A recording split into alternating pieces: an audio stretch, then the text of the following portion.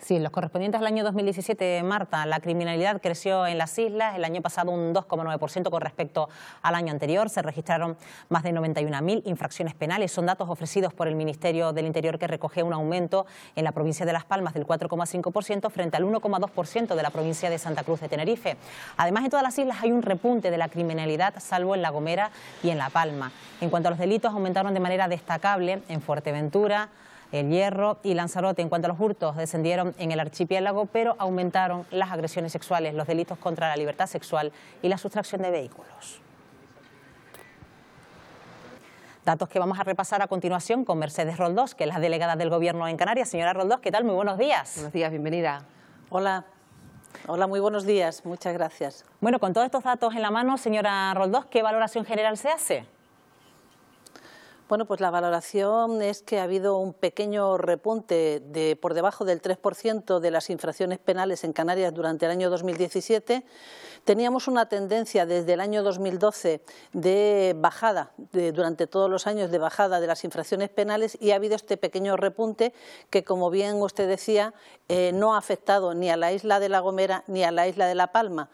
Estamos hablando de 91.359 infracciones penales, pero también decirle que aquellos delitos más graves, por ejemplo, los asesinatos, los homicidios, tanto los perpetrados como los en grado de tentativa, han disminuido, así como también ha disminuido los robos con fuerza e intimidación, los robos con asalto a las viviendas.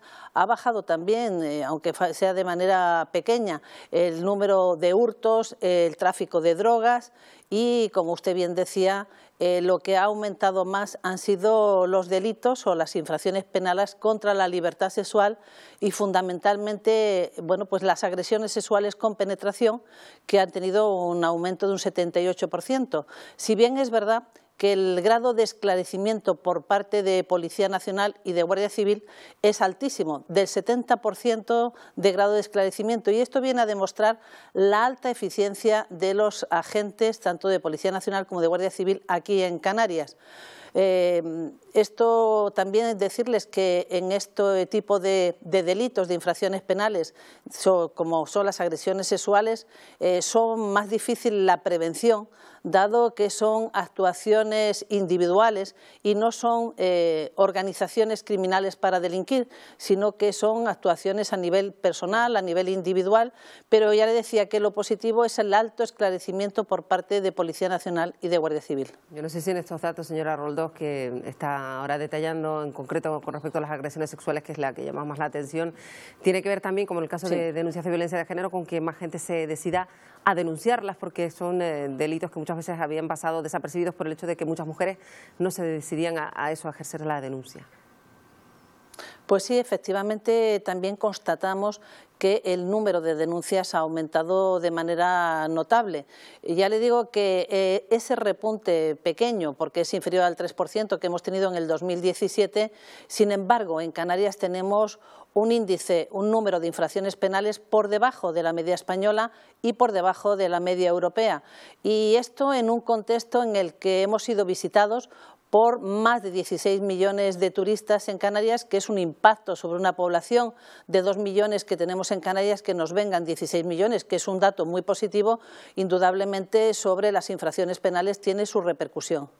Bueno, entonces, ¿qué mensaje podemos mandar a la población y también a todos esos turistas que nos visitan, señora Roldós? ¿Estamos ante un lugar seguro? ¿También hay que potenciar las brigadas de atención y de seguridad ciudadana? Pues mire, efectivamente somos un destino seguro y ese es un activo muy importante para una comunidad que es líder turística como es la Comunidad Canaria.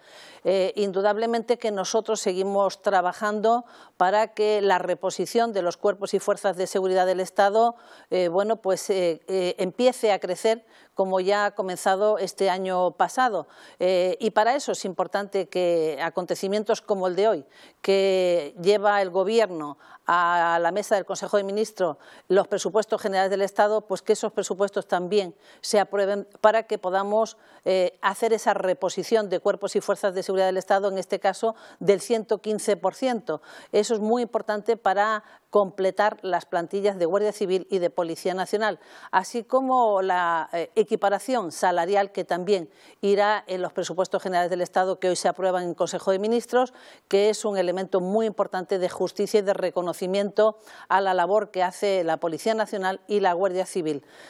Creo que también dotar a los cuerpos y fuerzas de seguridad del Estado de medios materiales es muy importante y, por ejemplo, en el día de ayer aprobábamos o poníamos en funcionamiento 18 vehículos más para la isla de Gran Canaria. En breves días tendremos 17 vehículos más también para las islas de Fuerteventura y de Lanzarote, que son las que quizá han tenido un crecimiento mayor de infracciones penales, porque también tienen un impacto mayor del turismo sobre su población, es decir, no el turismo en sí, sino el incremento poblacional, aunque sea una población flotante, que tiene su repercusión. Por lo tanto, estamos dotando a Policía Nacional, a Guardia Civil, no solamente de más recursos humanos, sino también de más recursos materiales para que puedan ejercer mejor su trabajo y aporten todavía más seguridad a esta comunidad autónoma. Bueno, precisamente hablando de esa seguridad que aporta a nuestros turistas, también a nuestros ciudadanos, señora Roldós, y aprovechando también que ayer presentaba esos vehículos en Gran Canaria, también ha hablado del operativo especial de Semana Santa, teniendo en cuenta que todavía en España nos encontramos en nivel terrorista de alerta 4. ¿Cuál es ese operativo? ¿En qué consiste, señora Roldós? Pues efectivamente, como usted bien dice, desde el verano pasado, con motivo de los atentados terroristas en Cataluña, en Barcelona y en Cambrils, se subió en España el nivel de alerta 4 a nivel de alerta 4 reforzado.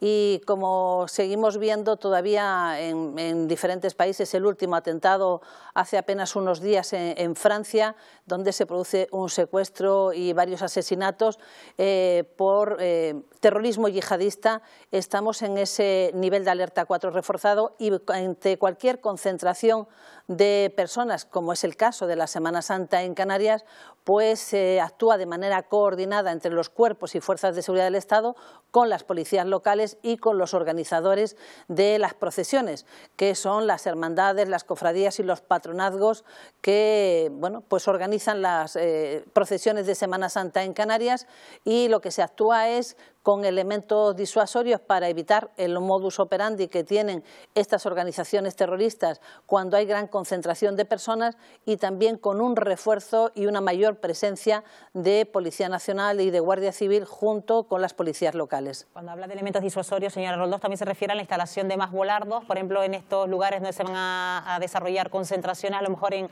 procesiones multitudinarias. Efectivamente, no solamente de volardos, de jardineras, de vehículos tanto policiales como de servicios municipales, que lo que hacen es impedir el acceso a cualquiera que quiera atentar contra las personas, impedir ese acceso a esos lugares de mayor concentración de público.